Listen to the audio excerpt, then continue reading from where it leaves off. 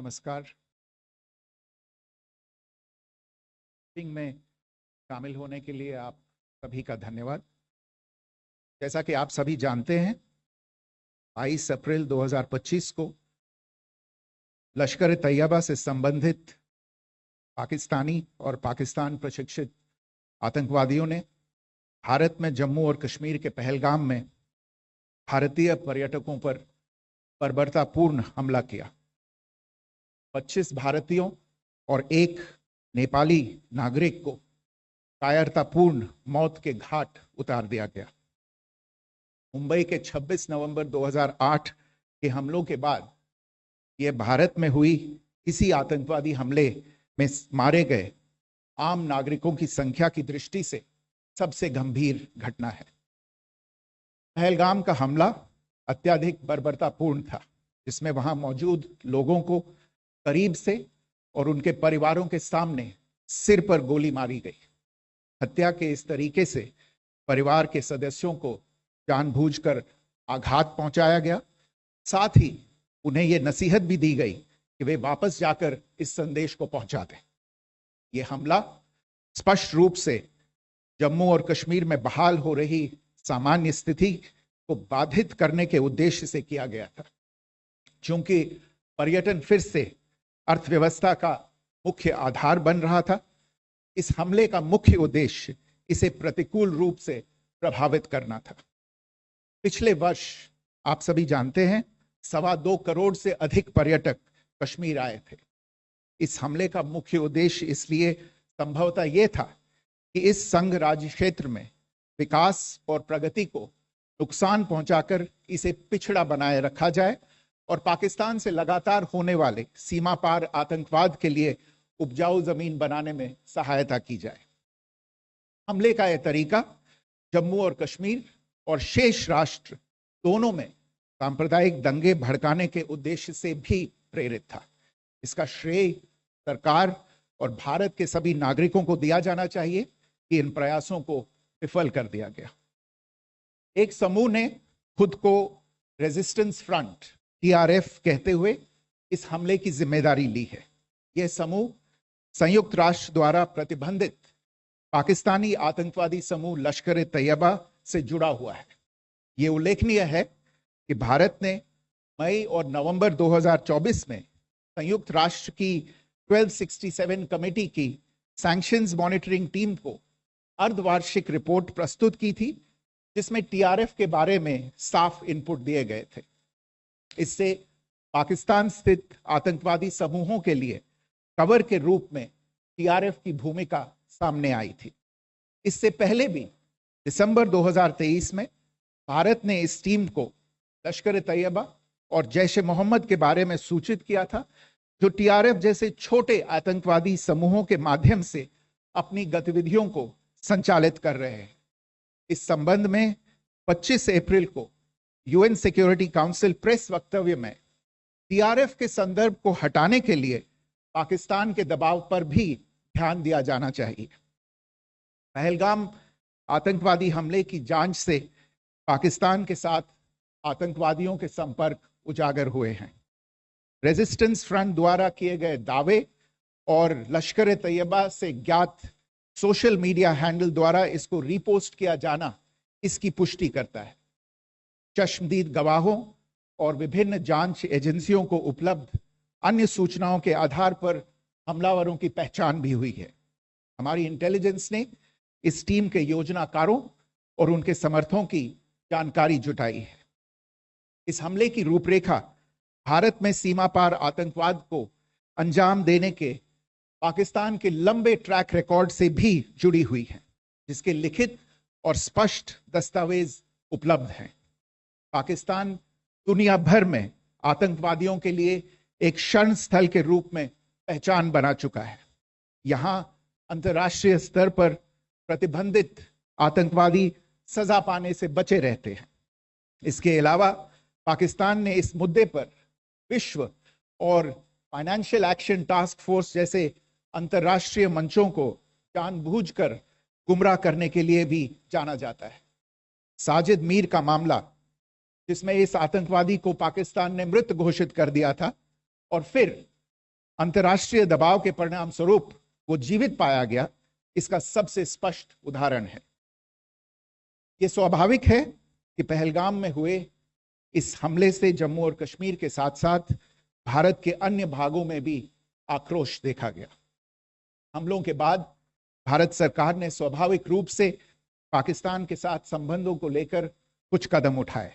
आप सभी उन निर्णयों से अवगत हैं जिसकी घोषणा 23 अप्रैल को की गई थी। तथापि यह आवश्यक समझा गया कि 22 अप्रैल के हमले के अपराधियों और उनके योजनाकारों को न्याय के कटघरे में लाया जाए। हमलों के एक पखवाड़े के बाद भी पाकिस्तान द्वारा अपने क्षेत्र या अपने नियंत्रण वाले क्षेत्रों में आतंकवादियों की इंफ्रास्ट्रक्चर के विरुद्ध कार्यवाही करने के लिए कोई स्पष्ट कदम नहीं उठाया गया है। उल्टे वो इनकार करने और आरोप लगाने में ही लिप्त रहा है। पाकिस्तान आधारित आतंकवादी मॉड्यूल्स पर हमारी खुफिया निगरानी ने संकेत दिया है कि भारत के विरुद्ध आगे भी हमले हो सकते हैं। अतः इनको रोकना और इनसे निपटना दोनों को बेहद आवश्यक समझा गया। आज सुबह, जैसा कि आपको ज्ञात होगा, भारत ने इस तरह के सीमा पार हमलों का जवाब देने और उन्हें रोकने तथा उनका प्रतिरोध करने के अपने अधिकार का प्रयोग किया है। यह कार्यवाही नपीतुली, नॉन एस्केलेटरी, अनुपातिक और जिम्मेदारीपूर्ण है। यह आतंकवाद की इंफ्रास्ट्रक्चर को समाप्त करने और भारत में भेजे जाने वाले संभावित आतंकवादियों को अक्षम बनाने पर केंद्रित है। आपको यह भी स्मरण होगा कि 25 अप्रैल 2025 को संयुक्त राष्ट्र सुरक्षा परिषद ने पहलगाम आतंकवादी हमले पर एक प्रेस वक्तव्य जारी किया था, जिसमें आतंकवाद के इस निंदनीय कार्य के अपराधियों, आयोजकों, फाइनेंसरों और प्रायोजकों को जवाबदेह ठहराने और उन्हें न्याय के दायरे में लाने की आवश्यकता पर जोर दिया गया था। भारत की आज की इस कार्यवाही को इसी संदर्भ में देखा जाना चाहिए। Good morning. Thank you all for joining this briefing. As you are all aware, on April 22, 2025, Pakistani and Pakistan-trained terrorists belonging to the Lashkar-e-Taiba carried out a savage attack on Indian tourists at Pahalgam in Jammu and Kashmir in India. They murdered 26 people, including one national of Nepal, causing the largest number of civilian casualties in a terrorist attack in India since the 26 November 2008 attacks in Mumbai. The attack in Pahalgam was marked by extreme barbarity, with the victims mostly killed with headshots from close range and in front of their families. Family members were deliberately traumatized through the manner of the killing, accompanied by the exhortation that they should take back the message. The attack was clearly driven by the objective of undermining the normalcy returning to Jammu and Kashmir.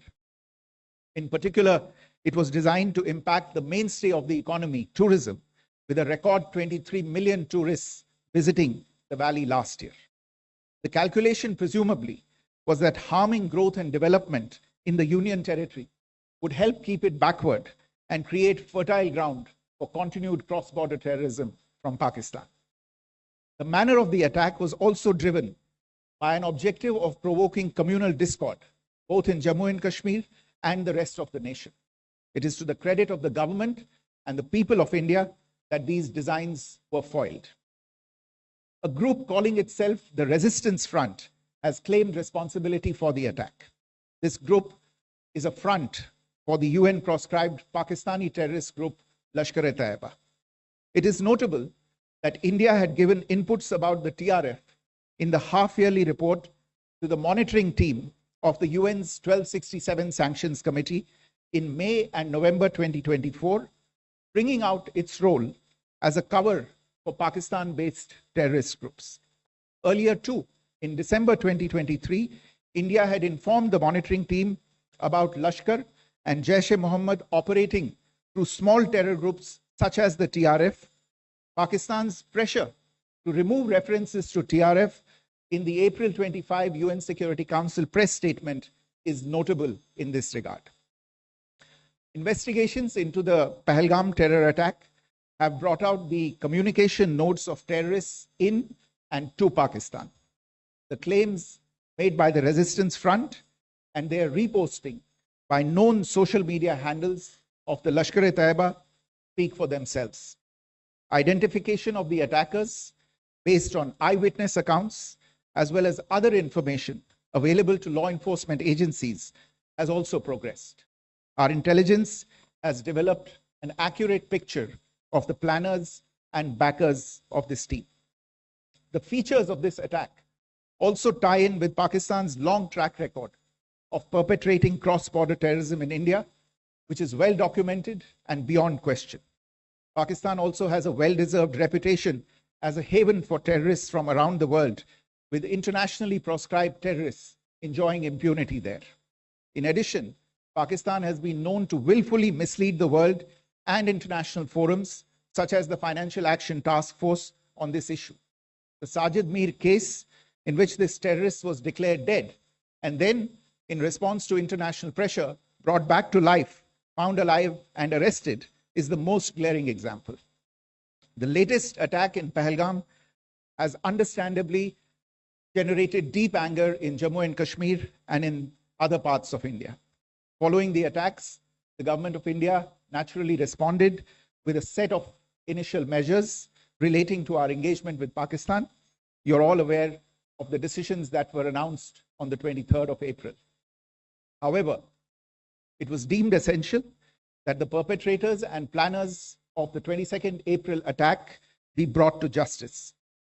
Despite a fortnight having passed since the attacks, there has been no demonstrable step from Pakistan to take action against the terrorist infrastructure on its territory or on territory under its control. Instead, all it has indulged in are denials and allegations.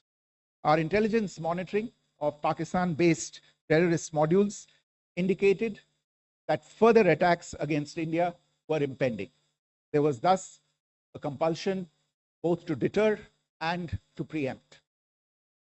Earlier this morning, as you would be aware, India exercised its right to respond and preempt as well as deter more such cross-border attacks.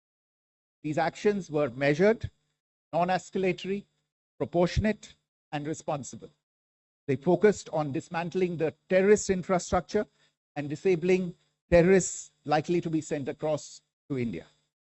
You would also recall that the Security Council on 25th April 2025 had issued a press statement on the Pahalgam terror attack, underlining, and I quote, the need to hold perpetrators, organizers, financiers, and sponsors of this reprehensible act of terrorism accountable and bring them to justice, unquote.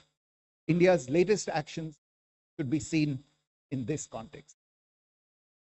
Joining me for this briefing on our actions earlier this morning are Colonel Sophia Qureshi and Wing Commander Vyomika Singh. I will request them to share some details regarding Operation Sindoor with all of you.